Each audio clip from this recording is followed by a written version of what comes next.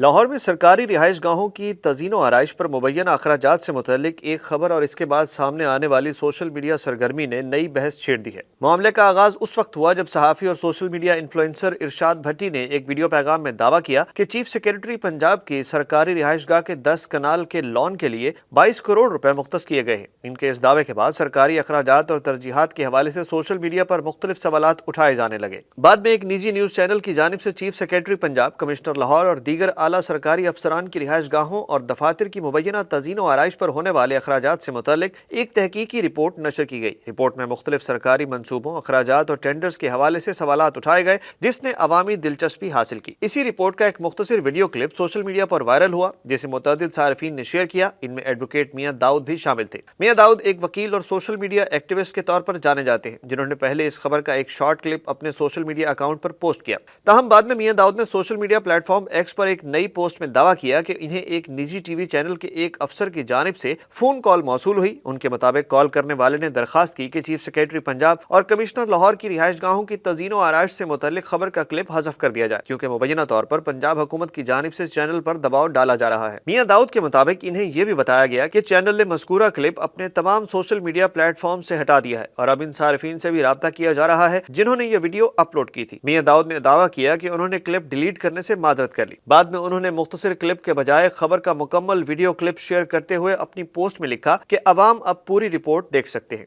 انہوں نے مزید کہا کہ اگر اس معاملے پر قانونی کارروائی ہوئی تو وہ عدالت میں اپنا موقف پیش کریں گے، لیکن پنجاب حکومت نے ان تمام الزامات کو مسترد کرتے ہوئے قانونی چارہ جوئی کا اندیا دیا ہے۔ ایکس پوسٹ میں گورنمنٹ آف پنجاب نے کہا کہ ولاگر ارشاد بھٹی کی جانب سے چیف سیکرٹری پنجاب سے متعلق اپنے ولاگ میں لگائے گئے الزامات یکسر بے بنیاد، من گھڑت اور جھوٹ پر مبنی ہیں۔ عوام کو گمراہ کرنے اور بغیر تصدیق کے من گھڑت افواہیں پھیلانا قانوناً جرم ہے۔ حکومت پنجاب اس پروپیگنڈے کو یکسر مسترد کرتی ہے۔ ارشاد بھٹی کو اب اپنے ولاگ میں کیے گئے دعووں اور الزامات کو عدالت میں ثابت کرنا ہوگا، جس کے لیے حکومت پنجاب قانونی چارہ جوئی کا حق محفوظ رکھتی ہے۔ جبکہ تجزیہ نگار صحافی ارشاد بھٹی پنجاب حکومت کے بیان پر کہتے ہیں کہ انہوں نے ایک نجی ٹی وی چینل کی تحقیقاتی رپورٹ پڑھ کر سنائی تھی، لیکن حکومت نے چینل کو نظر انداز کر کے ان کے خلاف ٹویٹ کر دی۔ اگر آپ عدالت جانا چاہتے ہیں تو خوش آمدید، اگر سوال اٹھانے پر میرے خلاف پیکا ایکٹ لگتا ہے تو یہ میرے لیے اعزاز ہے۔